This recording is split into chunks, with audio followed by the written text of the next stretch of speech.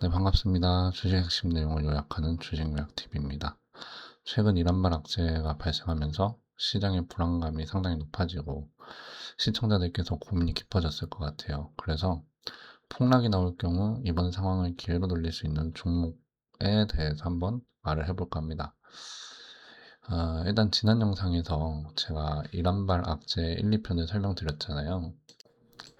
여기 화면 좀 보시면 여기 이제 재생 목록에서 보시면 이슈 이야기라고 있거든요. 네, 이 영상에서 그 1편, 2편 이렇게 해놨어요.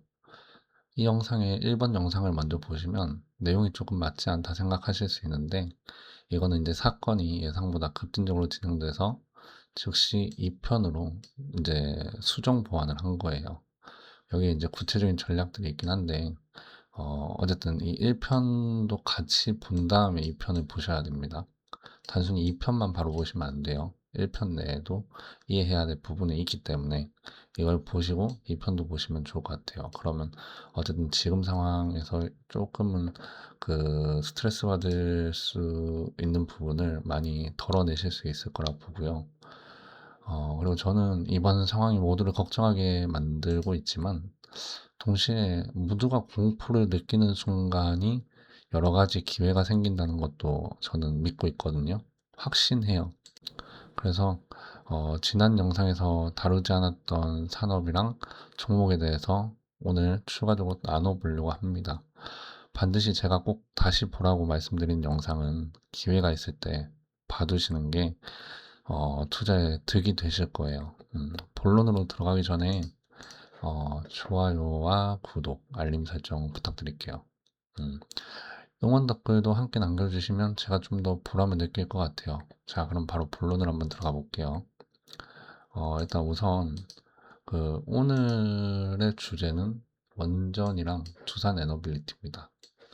그러니까 한번 잘 집중해 보세요. 두산 에너빌리티와 원전 이게 주제긴 한데 두산 에너빌리티의 기본적인 개요나 뭐 이런 건 다 아실 거예요. 네, 주조, 단조 뭐 이런 거 하는 회사니까 사실 원전뿐만 아니라 여러 가지 이제 에너지 플랜트에 장비를 납품할 수 있는 능력이 있다 생각하시면 돼요. 그래서 강조할 부분은 인프라가 이제 계속 투자만 늘어나면 그리고 저금리 시대가 유지만 되면 두산 에너빌리티가 돈 벌기가 가장 좋은 시기다라는 겁니다. 근데 사실 오늘 두산 에너빌리티가 사업적으로 돈을 잘 벌 거다 말 거다 이거는 별로 의미가 없거든요. 들어보시면 아실 거예요. 그리고 또 두산 에너빌리티가 가지고 있는 뭐 그 미래 기대감이 이제 뭐 해수를 그 산업 용수로 바꾸는 담수화 기술 뭐 이런 것도 있죠. 뭐 사우디나 이런 데는 이제 비즈니스를 한다면은 어차피 석유보다 물값이 비싼 나라다 이런 말이 있을 정도로 두산 에너빌리티가 파고들기 좋은 기술이에요. 그래서 사막에 뭐 대규모 공장이 이제 들어가려면 상업용 이제 공업용 그 담수가 필요한데 이런 데는 이제 두산 에너빌리티의 이런 사업들도 나중에 멀티플을 쳐줄 수 있는 계기가 될 수는 있을 거예요. 근데 지금은 아닙니다. 그래서 이미 여러분들이 익숙한 대형 플랜트나 대형 원자력 발전소는 당연히 두산 에너빌리티가 잘 해야 하는 사업이지 뭐 특별한 건 아니라고 봐요. 그런데 보통 자기가 원래 해오던 일만 잘한다고 했을 때는 시장이 별로 그렇게 매력을 못 느낍니다. 뭐냐면 너도 나도 다 아는 것이라서 과거 사례를 통해서 목표 주가를 설정한다고 한다면 굉장히 보수적으로 잡혀요. 예. 그래서 이제 외국 기업과의 이제 계약 뉴스, 뭐 기업이나 외국 국가, 해외 국가 뭐 이런 데랑 계약 뉴스가 나온다던가 뭐 아니면은 좀 초대형 규모 계약 뉴스가 나온다 했을 때 이런 두산에너빌리티 같은 주식을 바라보는 투자자들의 관심이 좀 관대하게 반응하는 특성이 있어요. 그때가 가장 매수에 동참을 잘할 텐데 근데 사실 이때도 주가가 잘 반응은 하지만 수천억 단위의 외국 기업들과 이제 비슷한 규모의 계약 단위를 뭐 국내에서 맺었다 하면은 또 수천억 단위에선 별로 반응을 안 합니다. 음, 이게 특성상 기간 산업이라서 그리고 이제 무겁죠. 음, 수주잔고 단위가 늘 크게 잡혀 있습니다. 네, 수주 잔고 늘 커요. 그래서 이런 산업은 이제 단위 계약당 규모가 크다고 무조건 주가가 잘 움직이지 않아요. 단위 계약이 엄청나게 말도 안 되게 커야 돼요. 아시겠죠? 그래서 수조 원대 국가 프로젝트, 그리고 뭐 국가 간 협력, 그리고 뭐 이제 전혀 새로운 기술, 뭐 이런 것들에 대한 수주 계약이 두산 에너빌리티 주가를 만들어줍니다. 이런 뉴스가 없으면 세상 이보다 지루할 수 없다 싶은 움직임을 보이게 됩니다. 두산 엔더빌리티의 그럼 엣지는 뭐냐면, 엣지는 원전이랑 SMR입니다. 둘 다 원전인데 대형 원전과 SMR, 소형 모듈 원자로, 이거죠. 지금 원전의 세상에 없던 일이 딱 벌어진 건 SMR 이겁니다. 여러분들은 이제 SMR이 익숙하게 느껴지시긴 할 거예요. 근데 그건 이해를 합니다. 왜냐면 SMR이 21년부터 좀 이렇게 많이 이야기가 나왔고, 신세대 SMR에 대해서 뭐 이렇게 분석들을 많이 했으니까. 근데 실질적으로 그 차세대 SMR이 지어진 곳, 뭐 가동된 곳 없습니다. 예. 그러니까 여러분들이 귀에 익숙하다 뿐이지 시장에서 재료로서 매력이 떨어졌다라고 이렇게 섣불리 판단하시면 안 돼요. 여전히 매력적인 재료입니다. 산업 사이클에 이제 맞물린 상태이기도 하고요. 지금은 SMR의 키워드에 이제 이 키워드의 재부각만 나타나면 언제든지 이 두산 에너빌리티의 주가 때깔은 바뀔 수가 있다. 예. 그래서 소형 모듈 원자로가 지금 원전 시장에서 주가 상승폭을 끌어올리는 가장 중요한 엣지인데, 어, 25년 9월에 이제 그 뉴스케일 파워랑 그 미국 테네시에 이제 6기가와트 SMR 모듈 공급 계약을 체결했거든요. 그래서 사실 SMR을 이야기하면 대한민국에선 두산 에너빌리티가 최강자라 생각하시면 됩니다. 이 원전에서 또 떠올릴 수 있는 기업으로 하면은 뭐 한전산업, 뭐 한전기술 이런 기업들인데, 근데 기본적으로 이런 애들은 이제 방어주고 약간 공기업의 주가 같은 그런 퍼포먼스를 보여주죠. 이게 현대 시장이 자유경제 시장이긴 하지만 국가에 속해 있는 사업들이나 국가와 너무 긴밀한 사업을 하는 기업들은 절대 자유경제 시장 논리로 움직이지 못합니다. 단가나 뭐 주력 사업 외에도 이제 부수 사업들도 국가의 이제 그 국민들을 위해서 손해를 봐야 되는 거거든요. 그래서 이익 극대화가 안 돼요. 그래서 얘네들이 주가가 움직인다 해도 언제나 여러분들 머릿속에는 두산 에너빌리티가 있어야 돼요. 왜냐면 두산 에너빌리티는 절대적인 민간 기업이기도 하고, 그래서 이익 극대화를 할 수 있는 거예요. 그래서 아까 말했던 뭐 공기업 성향의 기업들은 배당 측면에서나 유리하지, 민간 기업 중에서는 사이클에 의한 표면적 어닝 수혜를 누릴 기업만 떠올려야 된다. 그러면 한국 최고 주식은 두산 에너빌리티다. 원전에 있어선. 그 두산이 영위하고 있는 이제 원전 사업이나 뭐 플랜트 사업에 대한 스토리를 좀 말을 해보면, 2월 27일에 이제 두산 에너빌리티가 체코 기업이랑 3,200억 그 이제 터빈 공급을 맺었죠. 근데 이제 기사에서는 그 손자 회사 정도로 말하는 두산 스코다 파워가 이제 계약을 맺었다라고 말하는데, 이 두산 스코다 파워가 그 두산 에너빌리티가 100% 지배하는 두산 파워 시스템이 있는데, 그 100% 지배하는 자회사가 또 100%로 지배하고 있는 게 두산 스코다 파워라서 둘 다 이제 비상장 회사니까 두산 에너빌리티가 100% 수주 받았다 생각하시면 됩니다. 근데 이제 이 뉴스를 제가 굳이 왜 꼽냐면, 체코 두코바니 원전 이제 다 아시죠? 5호기랑 뭐 6호기, 이 공급이 이제 정해져 있는 것이고 수주 잔고가 이제 명시되는 부분이기 때문에 이제 체코 현지 기업과의 실질적인 계약 중에서는 어쨌든 국내에선 최초로 대규모 계약이에요. 의미를 부여한다면 이제 두산 에너빌리티에서 매출 3천억은 의미 없어요. 어, 미미한 수준이에요. 근데 이게 별거 아니지만 제가 앞에서 말씀드렸던 것처럼 해외 국가와 뭐 해외 기업과의 이제 이런 수준은 나름 이제 좋은 뉴스다라고 했습니다. 받아들인 게 다르기 때문에. 원전 사업 같은 경우에도 특히 이제 보수적인 사업입니다. 왜냐면 원전하면 인명이 걸려 있기 때문에, 그래서 손에 꼽힐 정도로 가장 중대한 그 사안이라서, 이 인명이란 건 기술력도 중요하지만 누군가가 그 기술을 써보고 아 얘네가 좋더라라는 입증을 해주기까지의 시간이 중요해요. 그래서 늘 원전 산업이나 뭐 초대형 기업들이 어떤 기술을 도입한다 뭐 이런 이야기나 뭐 국가가 뭐 설치한다라는 말을 했을 때는 리포트에서 늘상 나오는 단어가 레퍼런스예요. 그 레퍼런스 강조한 이유가 뭐냐면 이런 부분 때문이에요. 써보니까 좋더라가 안 나오면 절대 아무리 기술력이 좋더라도 확장되는 경우는 잘 없거든요. 그래서 체코 현지 레퍼런스가 확정되는 이슈이기 때문에 이제 그렇게 되면은 체코 그 테멜린 뭐 3호기랑 4호기도 아직 정해진 건 없기 때문에 이 부분에서도 두산 에너빌리티가 차지할 가능성이 높겠죠.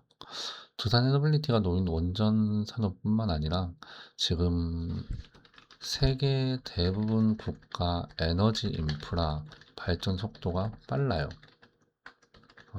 기하급수적이다 이렇게 말합니다. 이게 이제 원인은 AI 때문이고 데이터 센터 때문이죠.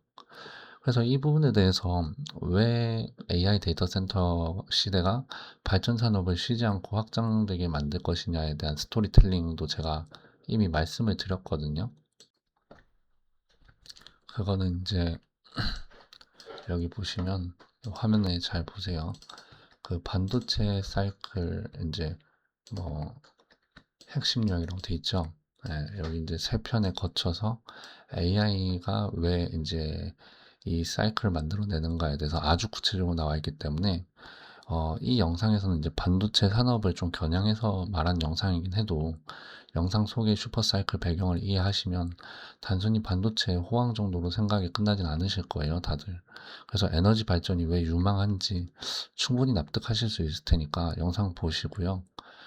그리고 이제 전력 설비 사이클 있잖아요. 뭐 대표적으로 뭐 효성중공업이나 이런 애들이 뭐 LS 일렉트릭 엄청 강한데 이게 21년도부터 계속 강한 상태잖아요, 사실.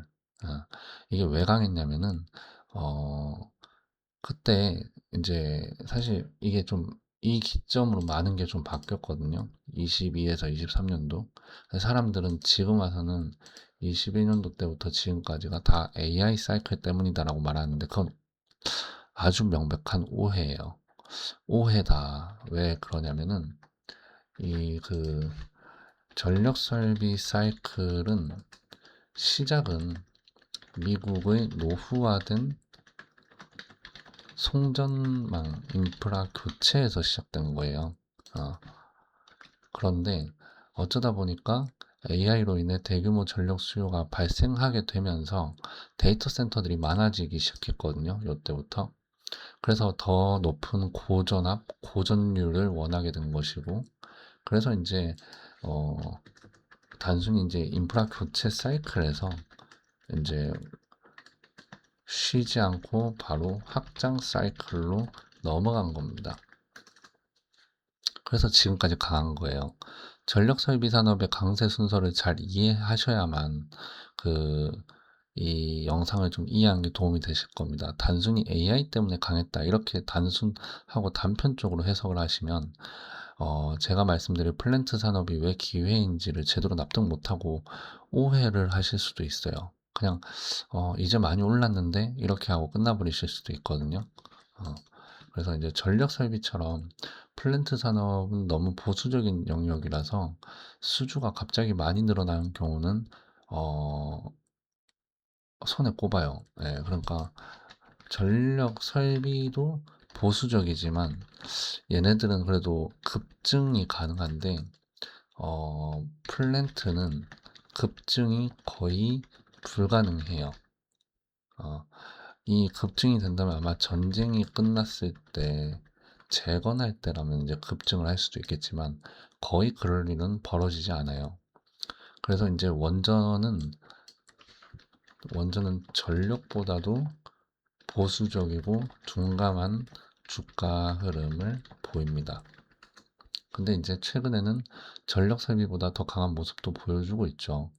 이게 이제 단순히 에너지 발전 플랜트 사이클이랑 뭐 미국이나 이런 주요 국가들의 인프라 산업 투자 사이클 정도로 이렇게 생각을 해서는 지금의 흐름을 이해 못 해요, 절대.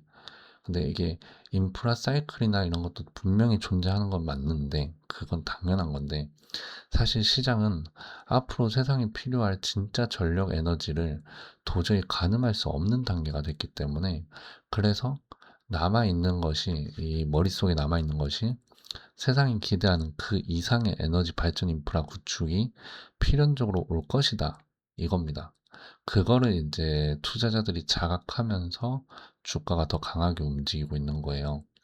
그러니까 각 나라들이 경제 위기가 와서 국가 재정 예산을 무조건 줄이고 긴축 경제 정책을 채택할 상황이 아니라면 뭐 이제 긴축도 안 하고 그 다음에 뭐 인프라 투자도 계속 확장하고 이렇게 되면 두산 에너빌리티가 일감 없어서 말라 죽겠어요, 이런 말은 절대 안 나옵니다.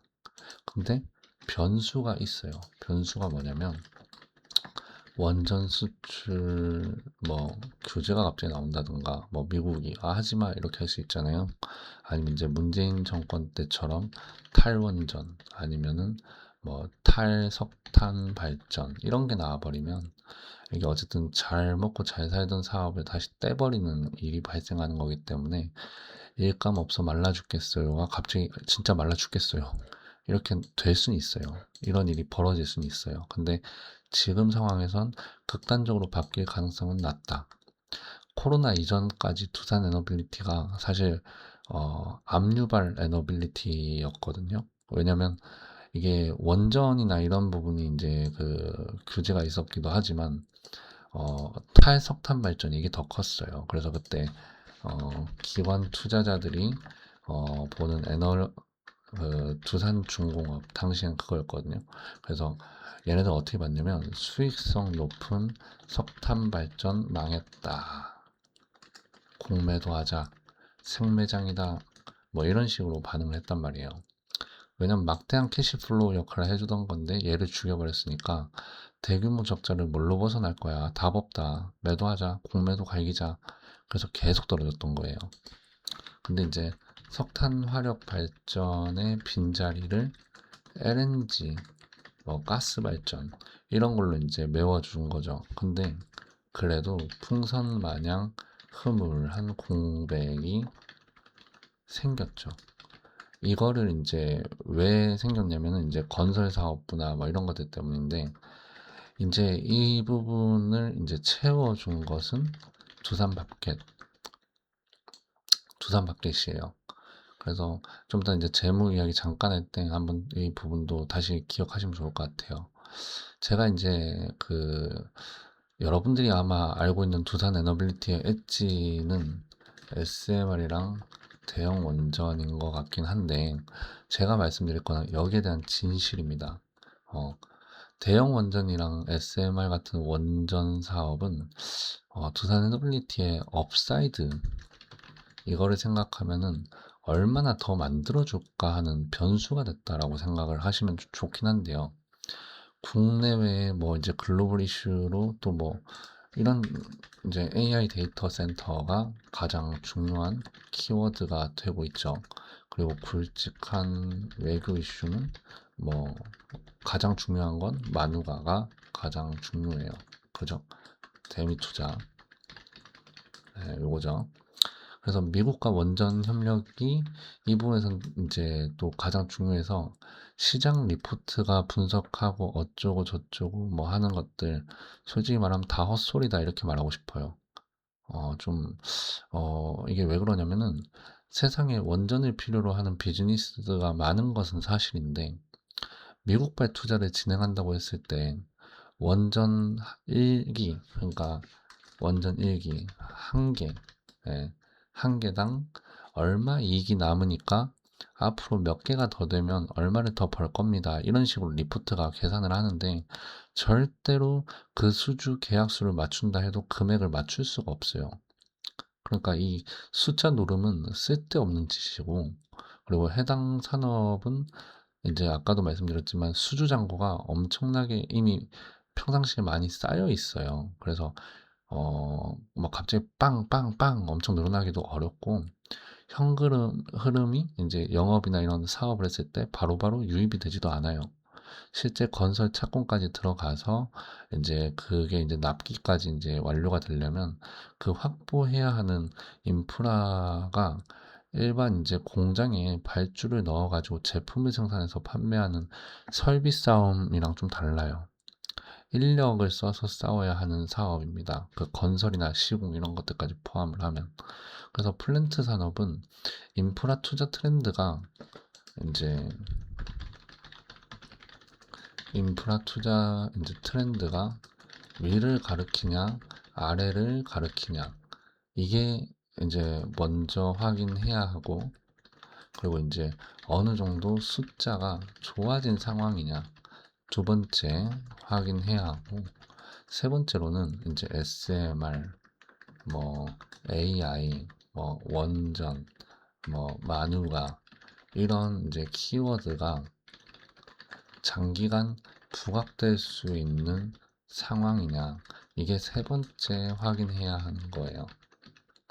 그래서 이 다음부터는 이제 인프라 투자 트렌드가 확실히 꺾이기 전까지, 그러니까 꺾인다라는 게 확인될 때까지는 끝까지 추종해야 한다. 네. 내가 무슨 진실을 말할 거라고 이렇게 자꾸 막 포석을 깔까 이게 궁금하실 겁니다. 2월 12일에 SMR 특별법이 통과됐죠. 근데 그때도 원전주가 반응했어요.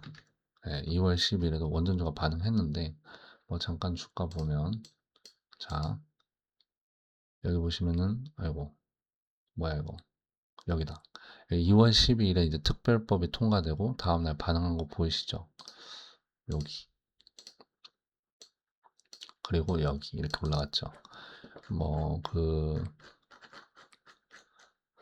2월 12일로 맞춰볼게요. 13일로 맞춰볼게요. 왜냐면 2월 12일에 통과되고 13일 날 반응이 나왔으니까, 이렇게 해서 원전주들을 이때 보면은, 뭐, 그 전에 보성 파워텍 떴고, 우리기술 뭐 상한가고, 이게 다 특별법 통과, 이거 기대감으로 반영됐던 거거든요. 이거 보면 다 원전주들이 앞에서 막 날뛰었잖아요. 한전산업, 현대건설, 뭐 이런 것들. 근데 SMR 특별법이 통과됐다고 이제 반응했는데, 여기서 이제 반짝 반응을 하고 사람들이 생각을 안 해요. 어, 한시적 시세 움직임만 관심을 갖고 땡. 여러분들도 그런 경우가 많은 것 같아요. 근데 SMR 특별법은 2년 동안 계류되어 있던 겁니다. 예. 근데 이번에 통과된 거예요. 엄청 좋아 보이기도 하죠. 그러니까 지금 이게 좋은 건지 나쁜 건지, 왜 잠깐 땡 하고 만 건지, 뭐, 왜 연속성이 더 안 붙었을까? 이런 궁금함이 생겨야 정상이거든요. 이게 왜 그러냐면, 특별법이 통과됐다는 건 정부가 뭐 R&D나 뭐 실증 행정, 그리고 뭐 기술, 재정 지원, 이런 것들의 근거를 만드는 것입니다. 그러니까 이게 무슨 소리냐면, 아까 제가 말했어요. 아무리 좋은 기술이라도 이거는 레퍼런스가 중요한데, 그러려면 검증 단계가 철저해야 되겠죠. 근데 이제 이거는 인명이 걸려 있으니까, 이제 이 특별법이 통과되면 이제 이런 부분을 국가가 뭐 해주겠다 이런 겁니다. 근데 정부가 너네들 사업 이제 갖다 팔 수 있도록 일단은 뭐 원칙도 세워보고 사업에 유리할 수 있도록 기술 개발이나 뭐 자본 조달 뒷배경도 만들어 주겠다 이런 건데, 사실은 정부가 뭘 해준다는 건 별로 기대를 하면 안 돼요. 예, 정부가 해줄 수 있는 게 없어요. 그렇지만 법안이 공포가 됐잖아요. 이 공포가 되고 나면 6개월 이후부터 적용됩니다. 시행이죠, 시행. 그러면 SMR을 바로 이제 뭐 세울 수 있냐? 아닙니다. 예, 그 대신 기업들이 발품을 띄죠. 왜냐면 이걸로 이제 나라 돈 빼먹습니다. 그러니까 이제 내용들은 나온다는 거죠. 계속. 나라 돈 빼먹어야 되니까. 뭐, 우리 이거 했어요, 저거 했어요 하면 다 뉴스가 되니까요. 그죠? 일단 이거부터 시작인 거예요. SMR 특별법 통과가. SMR이 당장 지어질 수 있다는 것도 아니고 하위 법령을 또 세워야 되거든요. 하위 법령을 세우려면 6개월에서 12개월 걸립니다. 12개월 더 걸릴 수도 있어요. 한참 더 걸릴 수도 있어요. 그리고 법령이 세워져도 설계는 기업이 마음대로 못합니다. 이게 표준 규격, 이게 중요합니다. 그러니까 한마디로 표준성이라는 건데, 이게 왜 중요하냐면은 볼트 너트 생각하시면 돼요. 세상에 볼트와 너트 규격이 정해져 있어야만 세상 각종 산업에서 활용하기가 쉽잖아요. 그래야 뭐 스패너나 이런 것도 거기에 맞춰서 만들 거고 건설 규정도 정할 수 있잖아요. 그것처럼 원전도 규정이 있고 규격이 있어야 돼요. 근데 그거 아직 정해진 게 없잖아요. SMR은. 그거 맞추는 것도 일입니다. 그러면 국내에서 SMR이 실제로 사업에 뜨려면 실제 걸리는 시간이 2030년 넘어갈 수도 있어요. 부지까지 간택하고 주민들 반발도 설득하고 보상은 또 어떻게 할 건가 이런 문제까지 하면은 길어도 한참 더 길어질 수도 있고요. 그래서 아까 대형 원전이랑 제가 이제 SMR 이게 원전 사업이 두산 에너빌리티한테 업사이드는 높여줄 수 있는 엣지가 된다고 했지만 사실 SMR은 주가가 빠릿빠릿하게 변동성 만드는 키워드 역할을 하는 겁니다. 그래서 제가 솔직한 생각으로 말씀드리자면 대형 원전도 마찬가지로 이게 2개, 4개 요 사이를 이제 수주하면 좋은 일은 맞는데 수십조 수주 잔고가 이게 뭐 들어올 수도 있는 거지만 갑자기 뚝딱 돈이 튀어나온 것도 아니고 뭐 두산 에너빌리티가 뭐 당장에 뭐 수십조를 재무에 안 찍혀 있는 것도 아니라서요. 이것도 사업적인 펀더멘털을 지지해주는 요소, 그러니까 나쁘지 않네 이렇게 생각하는 요소로 보는 게 더 적합하다고 봐요. 그래서 이걸 좀 시니컬하게 저는 내용을 서술하고 싶은 거죠. 두산 에너빌리티가 뭐 이제 재무적, 영업 성과적 뭐 가치나 이런 부분에 대해서 좀 진실을 좀 말씀드리려고 하는 거고요. 근데 절대 부정하려고 영상 찍는 거 아니에요. 내용 끝까지 들으셔야 돼요. 아까 제가 재무 좀 보자 했었는데 여기 재무를 한번 볼게요. 두산 에너빌리티를 보면 그 연간 재무제표 너무 좋죠. 그냥 대충 눈으로 한번 보세요. 제가 이건 그냥 눈으로 보세요. 제가 말하는 동안 이게 초긍정적인 사업 전망으로 사람들이 이야기할 만한 숫자잖아요. 두산 에너빌리티 매력이 이게 이제 저는 근데 솔직히 말하면 제조업종보단 매력이 없는 거라고 생각해요. 규모가 이렇게 커 보여도 이게 좋은 기회가 있긴 한데 이걸 과대 해석해서 왜곡하면 안 돼요. 제가 항상 늘상 말하잖아요. 제대로 된 진실을 파악하라고. 지금 두산 에너빌리티 보면은 17조 원의 매출이 또 이제 25년도, 26년도에도 17조 원의 매출이 나오지만, 요걸 좀 볼게요. 두산 에너빌리티 반기 보고서에 보면 연결 재무제표에 대한 주석이라고 있죠. 여기 보면 이제 주요 종속 회사 요약 재무 정보에 대한 공시라해서 전체 종속 기업이 이렇게 나와 있어요. 근데 이게 이제 지분율이거든요. 여기 지분율로 보면은 지분율 요렇게 있죠. 1이 100%를 말하는 거고 0.832, 83% 이렇게 말하는 겁니다. 그러면 여기 위에는 이게 다 그러니까 기업 이름이에요. 자회사 기업 이름인데 요 옆으로 똘똘똘똘 넘겨보면은 자 두산 바켓과 종속기업, 두산 퓨얼셀과 종속기업에서 48% 가지고 있고 30% 갖고 있다고 하죠. 이대로 밑으로 내려가서 이제 보면은 두산 에너빌리티 밑에 두산 바켓이 매출액이 얼마냐 이렇게 봤을 때 5조다 이렇게 나와 있어요. 그죠? 이 밑에구나. 4조다. 네. 4조를 벌고 있습니다. 그리고 두산 퓨얼셀은 2천억 벌고 있어요. 이게 뭐냐면 요 반년 동안 벌었다. 그러니까 1년 동안은 8조 벌었습니다. 4천억 벌었습니다. 이런 겁니다. 매출액으로 두산 에너빌리티랑 퓨얼셀이 이거를 이제 연결 재무제표에서 그러면은 밥캣 효과를 빼보면 별도를 눌러보면 돼요. 자, 어때요? 두산에너빌리티 재무제표가 초라해지죠. 음, 엄청 커 보이는 이 숫자가 초라해집니다. 그죠? 순수 자회사 지분을 다 제외하고 두산에너빌리티 자체 사업부는 이 정도 규모밖에 안 되는데 두산마켓이 비상장이면 몰라요. 근데 어쨌든 상장되어 있잖아요. 중복 상장이나 이런 것들이 논란이 되는 이유는 다들 아시겠지만 지주사에만 투자했으면 될 거를 자회사까지도 상장시켜버리면 아니 둘 다 가치를 뻥튀기 당해버리면 너무 과대평가되는 거 아니냐 이렇게 말을 하잖아요. 그러니까 두산 에너빌리티는 이미 두산 바켓이 상장되어 있는 이 상황에서 연결 재무제표를 보고 좋다라고 숫자 노름하고 앉아있으면 안 된다는 거죠. 그죠? 두산 바켓은 이미 상장되어 있고 6조의 평가를 받고 있고 매출액이랑 영업이익이 여기 떡하니 나와 있는데 두산 에너빌리티가 이렇게 나온 거를 두산 바켓까지 포함해서 이렇게 보는 게 맞냐? 예, 그 시가총액 68조인데 뭐 이렇게 말해요. 근데 두산 에너빌리티 주 업만 놓고 보면요. 왜 SMR이든 대형 원전 수주 이슈든 두산 에너빌리티에게 자꾸 제가 엣지 하잖아요. 이 엣지만 자꾸 이렇게 제가 강조한지 납득은 되실 거예요. 이게 한마디로 정리하면 두산에너빌리티의 주가를 부양하고 있는 진실은 두산에너빌리티가 지금 당장 벌어들이는 돈의 규모도 아니고 앞으로 벌어들일 돈의 규모도 사실 아니란 거죠. 원래 업종 특성상 벌어들일 돈들과 수주잔고는 늘 큰 규모예요. 늘 큰 규모. 음. 그래서 두산에너빌리티는 사업과 기업의 가치를 놓고 투자하기에는 매력도가 떨어진다고 지금 네가 말하는 거야?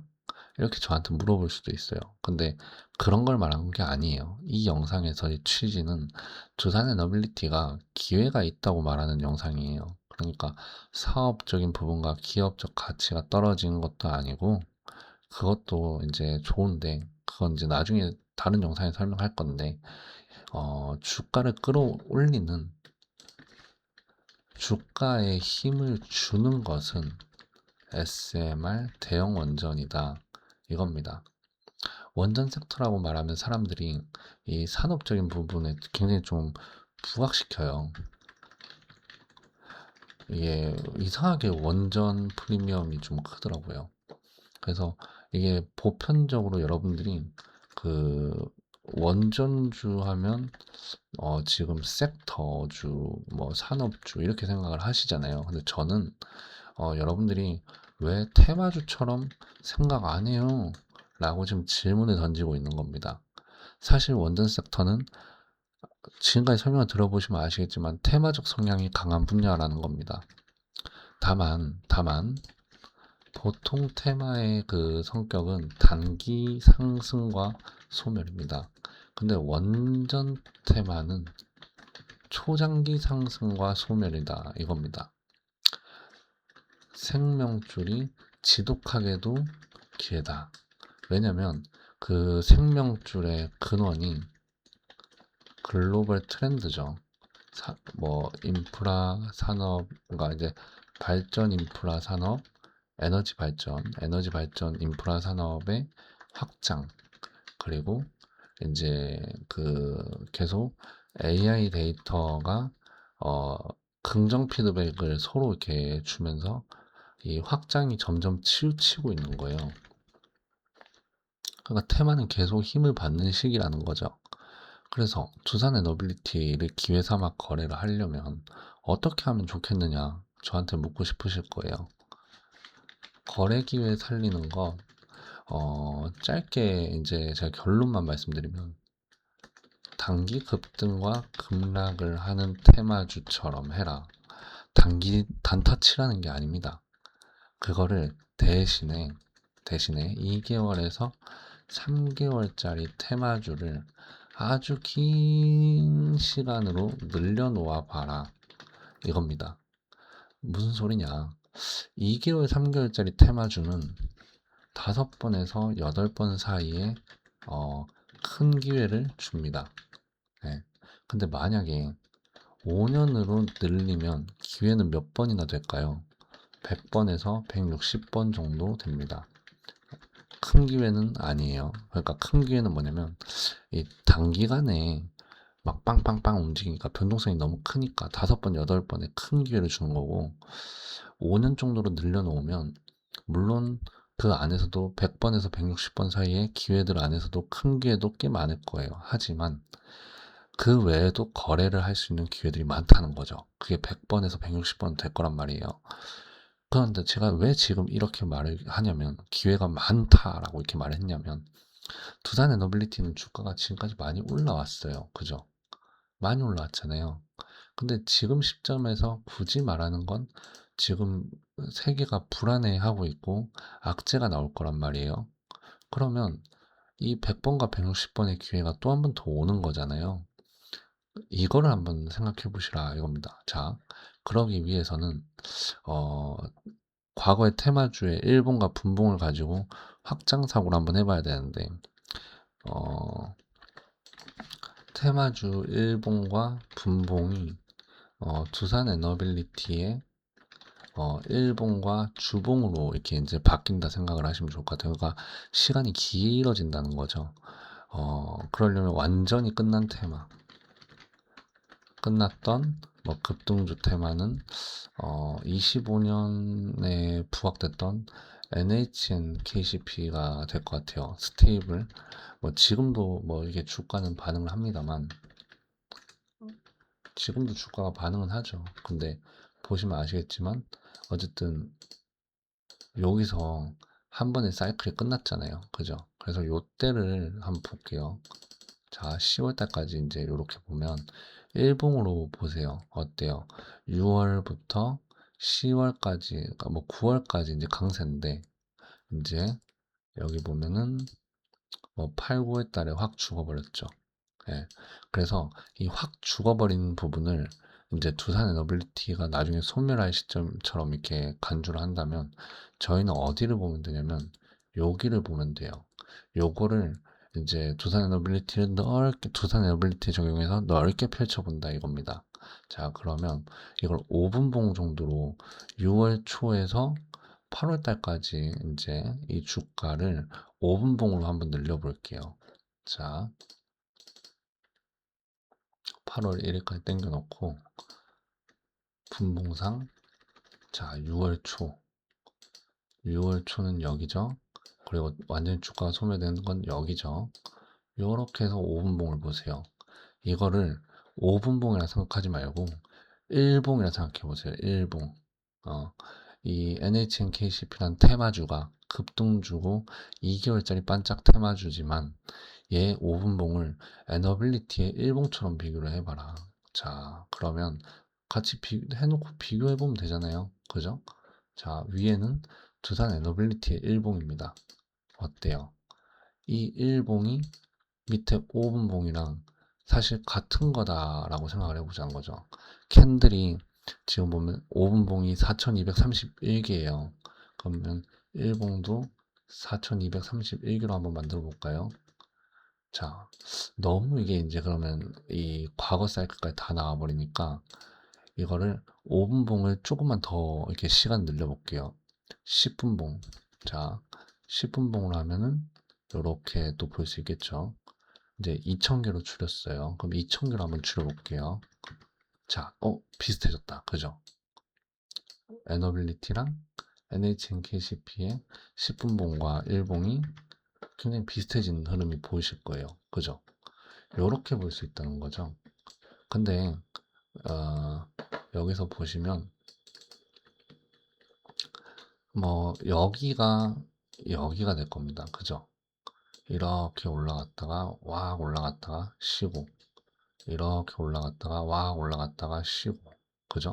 밑으로 내려갔다가 지루하다가 이제 얘가 이렇게 올라갔습니다. 그죠? 이렇게 하다 이렇게 올라갔어요. 일봉에서도. 그죠? 테마주의 10분봉과 이 산업주라고 여러분들이 그냥 믿어 의심치 않는 이 두산 에너빌리티의 일봉의 주가 흐름은 비슷하다는 거예요. 근데 그러면 얘가 지금 확 올라갔다고 해서, 자, 빨간색으로 잘 안 보이니까 두산 에너빌리티 일봉에서 확 올라가고 지금 꽤 높은 고가에 있죠. 근데 와 올라갔다고 해서 여기서 지금 두나이블리티는 한 이쯤 올라와 있는 거거든요. 여기서 끝날 거냐? 아니라는 거죠. 이만큼의 더 급격한 상승은 남아 있고, 그 다음에 이렇게 하고 다시 또 이렇게 올라갈 수도 있는 거잖아요. 실제로 NHNKCP는 지금 한 파동의 테마만 지금, 그러니까 이 주가 NHNKCP의 이 주가는 지금 5분봉은 한 파동만 지금 본 거예요. 이게 무슨 소리냐면 지금 NHNKCP는 여기 여기 파동만 보는 겁니다. 여기 파동만. 음.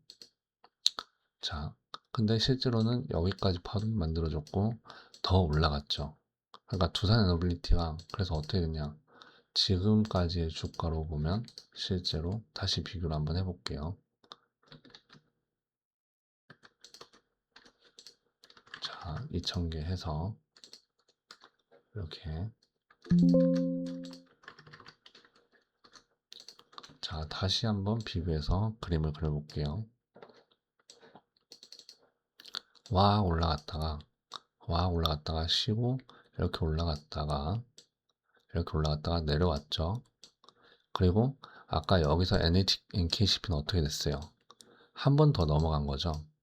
그래서 여기 지금 한 번 더 넘어가고 있는 상황이잖아요. 그럼 여기서 이제 두단 에볼 때가 고점 치고 끝 이렇게 되지는 않을 거라는 거예요. 악재가 나오더라도 이게 떨어지더라도 아직은 한 번 더 과열이 돼야 한다고 저는 보는 거예요. 자, 그럼 너 지금 차트 분석하는 것도 아니고 이게 무슨 소리야? 이렇게 또 저한테 질문을 던지시는 게 자연스러운데, 이렇게 보시면 됩니다. 이 가파르게 상승한다라고 제가 말한 건 시장 관심 집중이 더 돼야 한다라는 겁니다. 시기가 남아 있다. 이 시청자분들도 아시겠지만 그 SMR 관련 수주 뉴스가 여전히 나올 것이고 그 다음에 확정되지 않은 팀 코리아 원전 수주 사업들이 많이 남아 있어요. 그죠? 뭐 또 만우가 이것도 구체적 수주가 정해진 게 없죠. 그러니까 이번에 이란발 악재로 원전주들이 무너져주는 상황이 된다면 되려 땡큐다라는 거죠. 이 아까 이 5분봉에서 NHNKCP가 요런 막 이렇게 해서 팍 떨어지고 나서 요런 구간이 오면 기회죠. 이런 구간이 오면 올라갔다 또 여기에 있으면 기회죠. 여기 올라가니까 여기서 똑같아요. 구간별로 했을 때 떨어지면 기회였고 떨어지면 기회였어요. 그리고 무너지고 한참을 기더라도 그 뭐 SMR이나 대형 원전 수주 이벤트가 안 끝난 상태잖아요. 이 두 개의 키워드가 살아있는 거죠. 그리고 SMR이랑 대형 원전 키워드를 계속 살아나게끔 피드백 만들어주는 게 AI 데이터 센터죠. 데이터 센터. 데이터 센터가 계속 피드백을 해서 그 이 테마라고 봤을 때 이 테마의 관점에서 생명력을 계속 부여해 주는 겁니다. 그래서 이 악재, 그 이란 악재 때문에 잠깐 무너지는 건 지나가는 하루 아침의 바람이다. 계속 강조드리고 싶어요. 세계 증시가 장기 하락으로 넘어갈 만한 뭐 불황, 뭐 아니면 또 진짜 뭐가 있을까? 세계 전쟁 이런 게 나오면 모를까? 아니면 전 세계가 인프라 축소, 뭐 투자 축소 뭐 이런 거 나온다든가 아니면 원전 산업이나 발전 산업의 초대규모 뭐 제재, 뭐 규제 이런 것들이 나와서 산업 위축이 된다거나 이게 아니라면 지금은 하루아침에 바람이다 생각하고 테마주처럼 접근해서 근데 그 테마주를 짧은 이 10분봉 테마주가 아니라 10분봉이 하나하나의 캔들이 1봉처럼 생각을 하고 지금 두산 에너빌리티의 주가를 그렇게 접근을 하면 좋겠다는 거예요. 근데 이러한 문제들이 언젠간 생겨요. 그러면 다시 두산 에너빌리티는 압류발 에너빌리티로 돌아갈 겁니다. 어쩔 수 없어요. 근데 또 그렇지만 지금 제가 말하는 건 절대 두산의 너빌리티가 나쁘다는 소리가 아닙니다. 사실 시장에서 좋다고 말하는 내용들은 많아요. 장밋빛 전망에 대해서 분석할 리포트나 뭐 숫자 장난으로 떠드는 분석가들 많은 거 저도 압니다. 근데 적어도 저는 이 두산의 너빌리티라는 이 종목과 원전에 대해서는 숫자로 보는 건 무의미하다라고 말씀드리고 싶은 거예요. 숫자 노름은 지금 가장 유의미한 곳이 반도체예요. 하지만 이 슈퍼 사이클에서도 제가 말씀드리지만 정확하게 숫자 맞추기에 집착하지 말라고 합니다. 결국에는 어, 이번에 이제 폭락이 왔을 때 두산에너빌리티 주가가 하락하면 이걸 어떻게 기회를 삼느냐, 여러분들 이걸 생각해야 돼요. 뭐 나중에 제가 뭐 다른 영상에서 원전 산업에 대해서 개량적인 내용도 말씀을 드릴 겁니다. 여러분들이 지금 제 영상을 불편하게 느끼는 경우도 분명히 있을 거예요. 근데 그거는 편향된 사고라고 생각합니다. 좀 더 마인드를 오픈하시고, 제가 말씀드리고 싶은 건 흥묘백묘라고, 결국에는 쥐 잘 잡는 고양이가 최고입니다. 주식은 수익 주는 주식이 최고, 맞죠? 그리고 이 최고가 되는 주식이 지금 기회를 주겠다잖아요. 수익을 줄 주식이 수익을 낼 기회를 주겠다, 이렇게 말을 하는 거니까 그 부분에만 집중을 하시라는 거죠. 두산 에너빌리티는 결국 수익을 줄 종목이라는 부분을 제가 강조하고 있는 겁니다. 아시겠죠? 오늘 영상도 여러분들이 투자를 하는 데 있어 뭐 발전을 좀 이렇게 하는 계기가 됐으면 좋겠어요. 특히 발상을 전환하고 신선한 아이디어를 스스로에게 공급할 수 있는 계기가 됐으면 좋겠고요. 제 영상이 도움이 되셨다고 하시면 좋아요, 구독, 알림 설정 좀 부탁드립니다. 특히 알림 설정은 늘 강조합니다. 왜냐면 제가 영상을 여러 가지 부류로 올리고 있어요. 그래서 제 영상을 올릴 때 종종 제때 확인해야 할 영상들이 있습니다. 그런 영상들은 제때 확인을 하지 않고 수익 기회가 지나고 나서 아차 싶은 상황이 생길 수 있기 때문이거든요. 그래서 알림 설정 좀 해두시고, 저는 오늘 영상은 여기서 마무리하고 다음 영상에서 더 좋은 영상으로 찾아뵙겠습니다. 감사합니다.